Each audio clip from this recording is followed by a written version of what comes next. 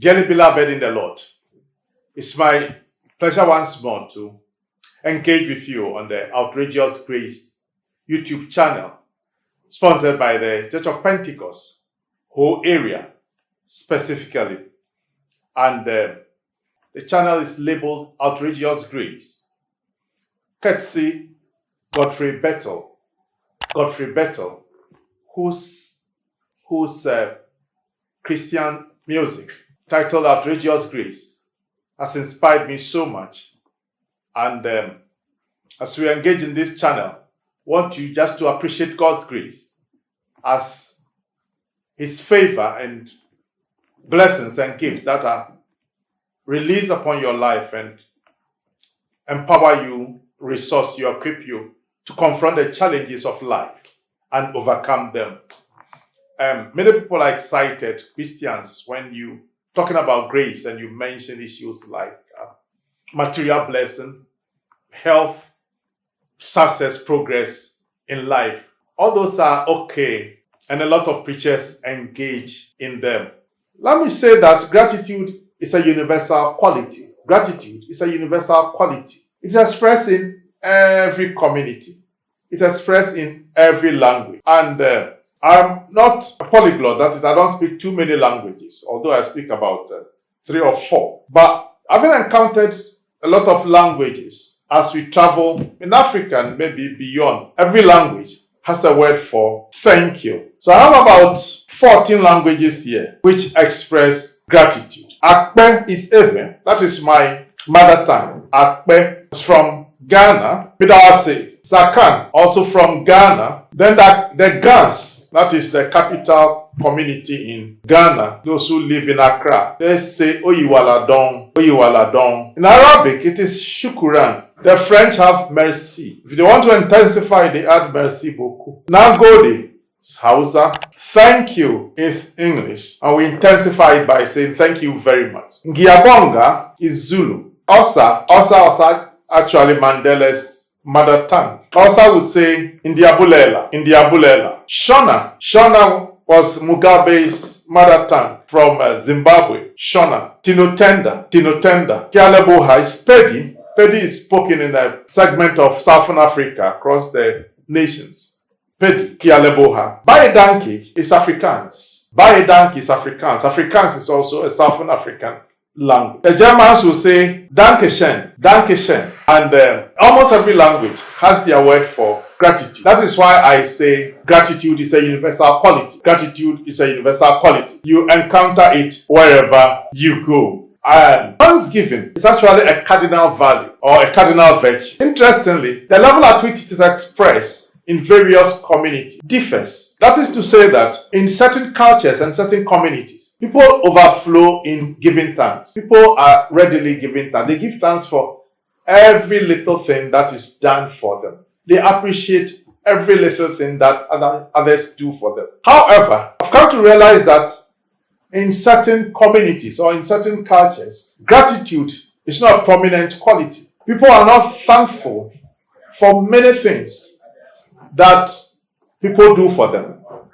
And let me just challenge us that we should learn it. No matter where you come from, learn to be grateful.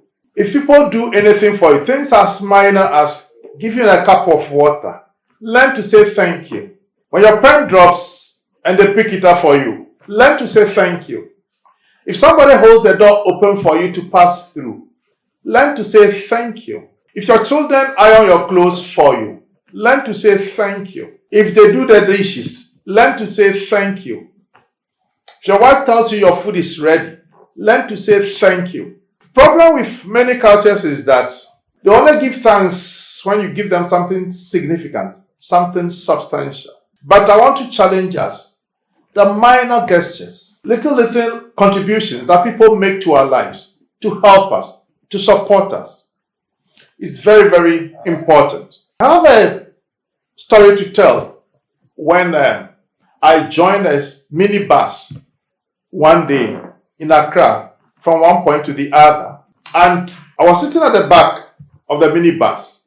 We stopped somewhere to pick a lady who was going to the market. And she had a big pan Apparently, she was going to buy stuff to carry home in those pans.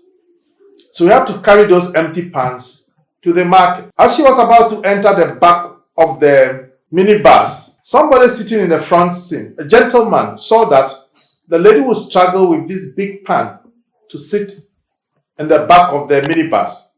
So the gentleman graciously came out of the front seat and asked this lady to take the front seat so she could be a bit more comfortable with her big pants.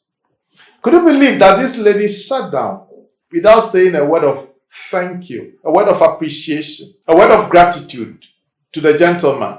For somebody in the bus was so provoked that the person asked her, "So won't you say thank you?" Yes, it was a concern for many of us. But is that not how we all live our lives? Many of us live our lives that way, without expressing gratitude for minor gestures that people express towards us. So, this lady kind of represents all of us who are ungrateful for minor gestures. The English say that the world pays with ingratitude. But I pray that this will not be true of you.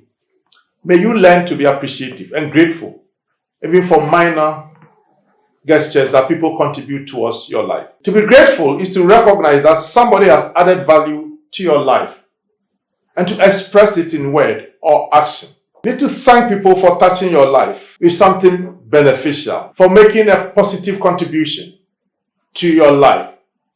And as I preach, I want to challenge many of us that we owe gratitude, owe a debt of gratitude, a huge debt of gratitude to family and friends, people who supported us when we were young, people who invested in our education, people who gave us opportunities, people who spoke into our lives for progress, for transformation. Anyone that made a positive impact upon your life, I think you owe that person a debt of gratitude. You may try to call and say thank you. You may try to call and give a gift, make a deposit, something significant to let the person know that their efforts, their investment in you are appreciated. As I said, unfortunately, many of us will always thank people when we receive money or something very, very significant. But let's be grateful, even for minor gestures. The English have a proverb, or an idiom, actually. It's an idiom which says, don't look a gift horse in the mouth. Don't look a gift horse in the mouth. By saying this, what the English mean is that when somebody gives you a gift, gives you a horse as a gift, don't go and open the mouth to check whether all the teeth are there. That is to check how old the horse was before you said thank you. In fact, the English say a horse is a horse, no matter how old, no matter how young. When somebody gives it to you as a gift, just be thankful. For many of us, we would, evaluate, assess, and calculate the gift that's been given to us. And in many cases, our response is, I deserve better. That is the entitlement agenda. It can be very destructive to relationships. Whatever somebody gives you, whether big or small, little or huge, just be thankful. For it is by expressing gratitude that people are encouraged to give you more items. I like this response that I used to get from people when I was in South Africa. I worked in South Africa as a missionary for 4 years. Sometimes you meet the Afrikaans and you ask them, how are you? They say, no complaint. And somebody will say, I am too blessed to complain. I am too blessed to complain. That is somebody who looks at the bright side of life. In spite of their challenges and difficulty, they confess, I am too blessed to complain. And I wish that would be your confession as well. And if you do that, you'll be inspired and motivated to confront life courageously and overcome its challenges. Kenneth Hagin has said, the key to God's house is gratitude rather than complaints. The key to God's storehouse is gratitude rather than complaints. And what he says here actually ties in with Psalm 100 verse 4. Psalm 100 verse 4, which says, enter his gates with thanksgiving in your heart and his courts with praise. Enter his gates with thanksgiving in your heart and his courts with praise.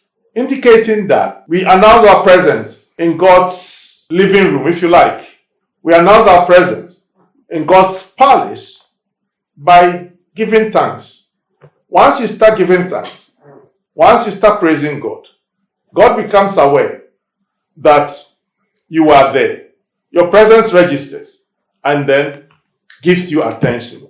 So enter his gates with thanksgiving in your hearts. And always remember that the key to God's house is gratitude rather than complaints. I had a very interesting experience in the UK when I went there to study from 1999 to 2001 as a student in a theological college. Regent's Theological Seminary specifically. Regent's Theological Seminary. At Regent's Theological Seminary, in every semester, we were attached to a church. And I had an experience of being attached to Macclesfield, Elim Pentecostal Church in Midlands, in England.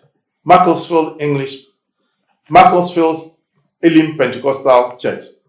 I was in that church for a couple of months, and one day I met this middle-aged woman called Stella Simi. And Stella desired to give me a gift. And all she could get at that critical moment was one finger of banana. And later I get here, when narrating this story, I would say that being a typical African, the initial response to a middle-aged giving you one finger of banana was to say she was a witch and that she wanted to bewitch you. And the first thing you do, being a Pentecostal, when you get home, was to cast the demon out of the banana and to throw it in the bin.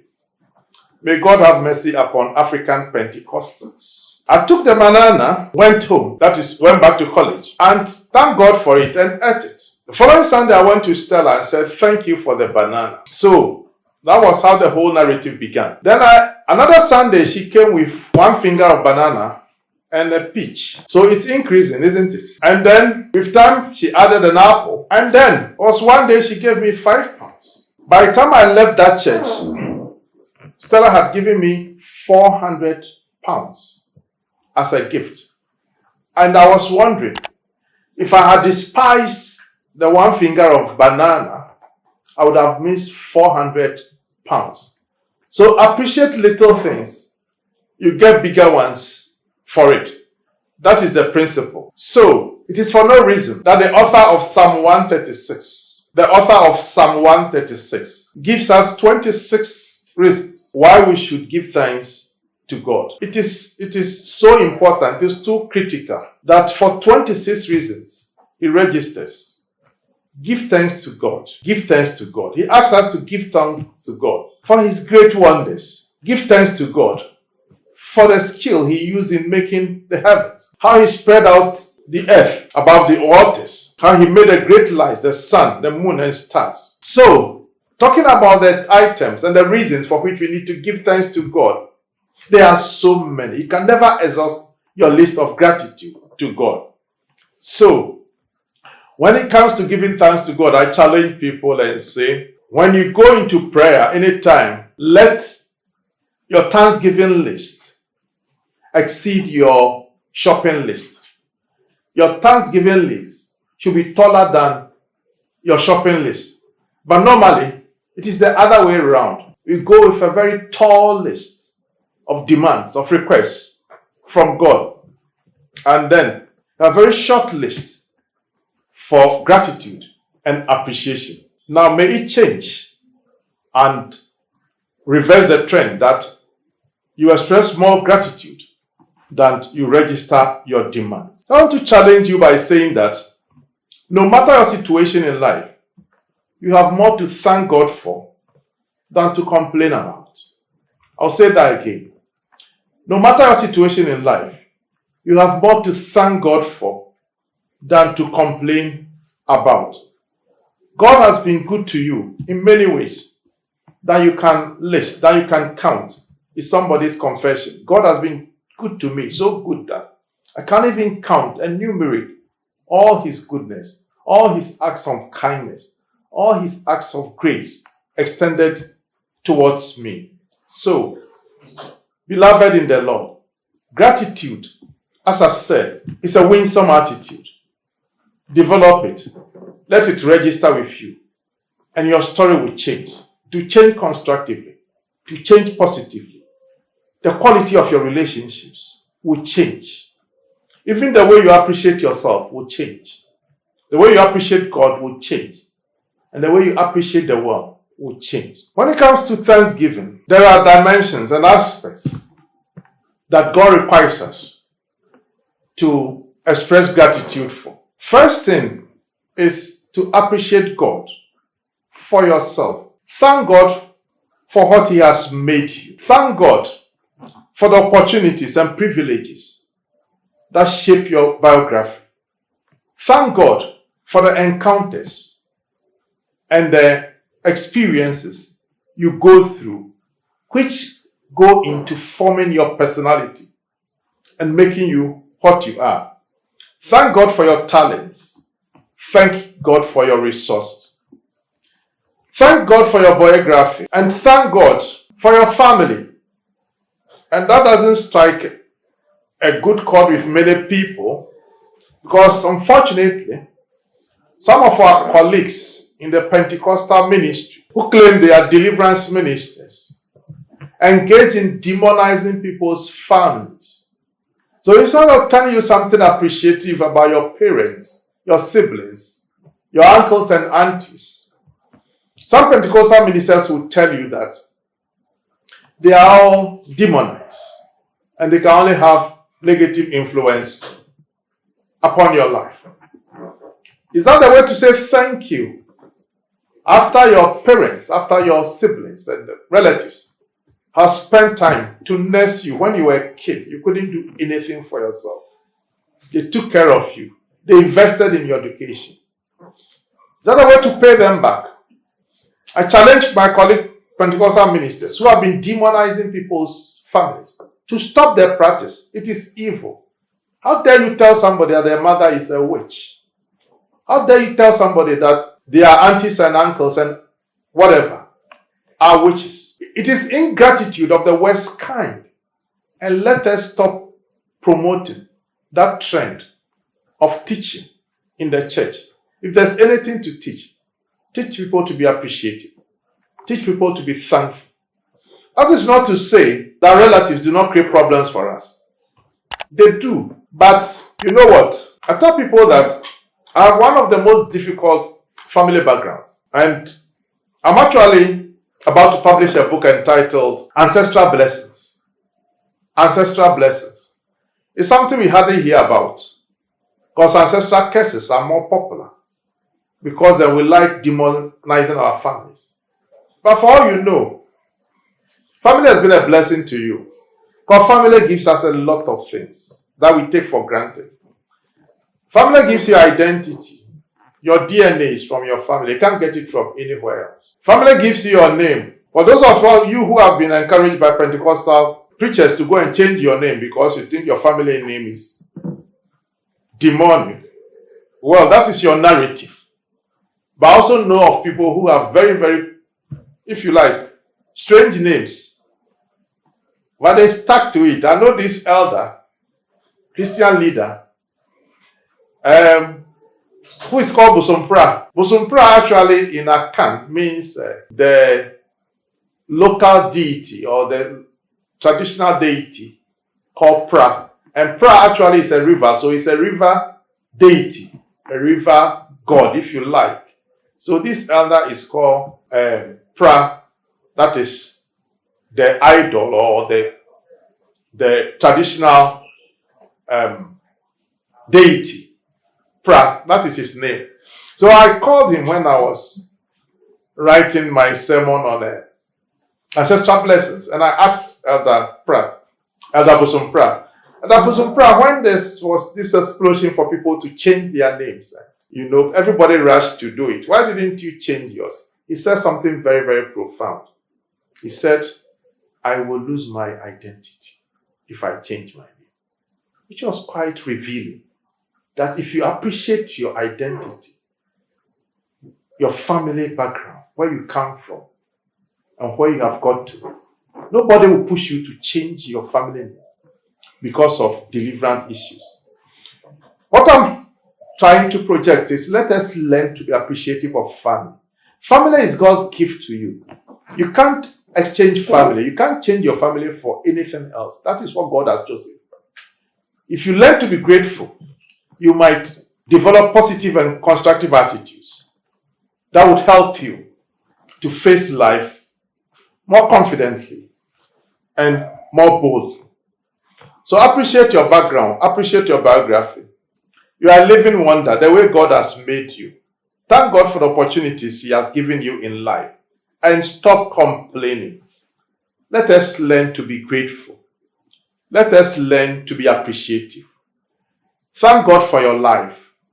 Thank God for how far He has brought you. And if you do appreciate God's grace upon your life, God will release more grace. God will change your biography. God will open new doors for you. Second point I want us to be grateful for is to be grateful to human beings. Just learn to be grateful to human beings. You know, mankind, people surrounding you have had so much beneficial impact, beneficial influence upon your life.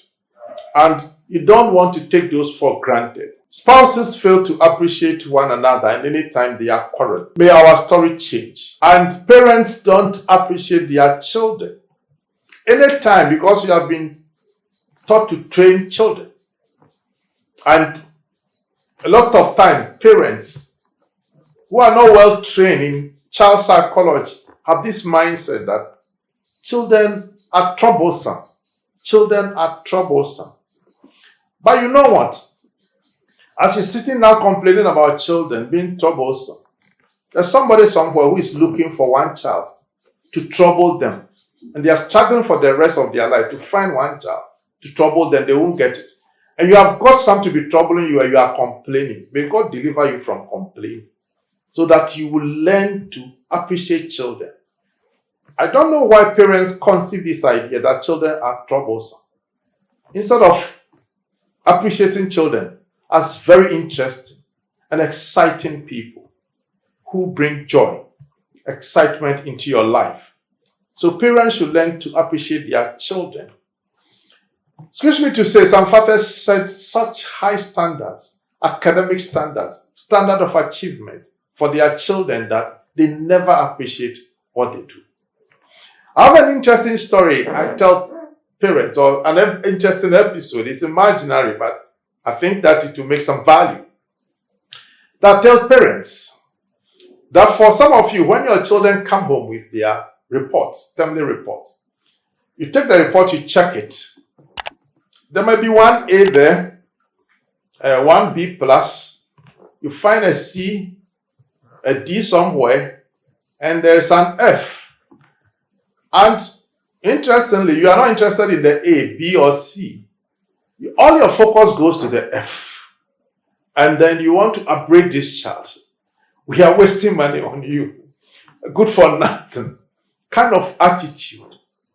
And I said that if the child could be bold enough and ask you, Daddy or Mommy, can you bring one of your old school reports and let us see what you scored so that we can compare it to mine? That is when you scream at the child, you are disrespectful. But the child is actually telling you something profound. Just as you didn't get it all right when you were in school, don't expect your child to do the same. Learn to appreciate your child. Even though they had Fs, encourage them. Who said that you could only find success in life in high grades at school? It is not true. Sometimes people who are very brilliant turn out to be hopeless people in life. And people who were rather falling back on the academic course made a tremendous success of their lives. So stop condemning your children based on the academic performance. Somebody's strength might be in the classroom. Another person's is on the football field. Somebody might have theirs in the mechanics workshop. So learn to appreciate your children for what they are. Stop comparing them to your siblings' children and stop condemning your children. Thank God for blood relations. You owe them so much.